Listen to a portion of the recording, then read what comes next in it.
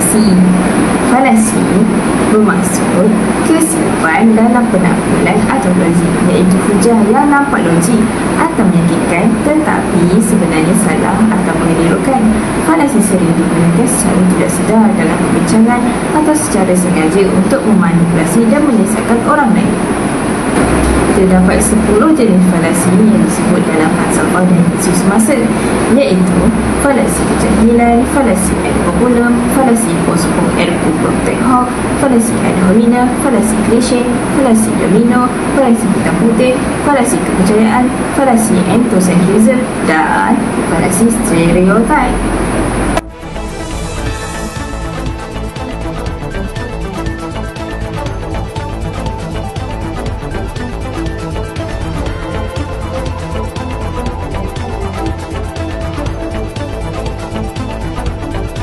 Assalamualaikum dan salam sejahtera.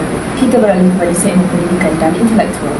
Satu kajian menarik oleh sekumpulan pelajar dari Universiti Sains Islam Malaysia telah membuka dua bentuk kesalahan logik atau falasi yang sering berlaku dalam pencernaan awam di negara ini, iaitu falasi ad hominem dan falasi ad populum.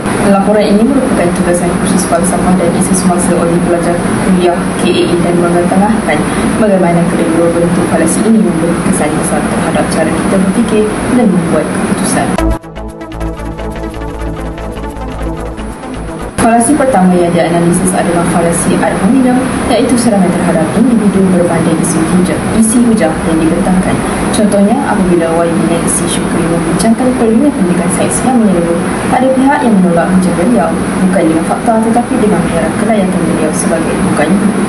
Serangan ini dianggap tidak relevan dan menjauhkan fokus daripada isu sebenar.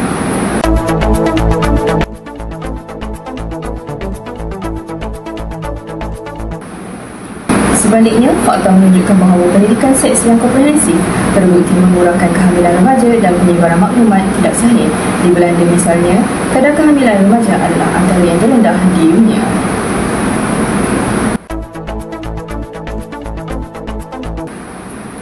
Falasi kedua pula adalah falasi ad populum, iaitu anggapan bahawa sesuatu itu betul hanya kerana ramai yang mempercayainya. Isu yang dikupas adalah tindakan boikot terhadap produk yang dikaitkan dengan rejim Zionis.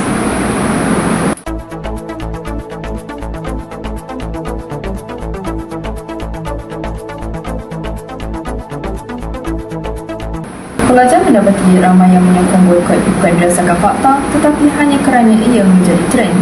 Mereka menegaskan tindakan seperti ini jika tidak disertai dengan pemahaman yang mendalam boleh mencetuskan penolakan terhadap pandangan lain. Seterusnya, menyekat ruang diskusi terbuka.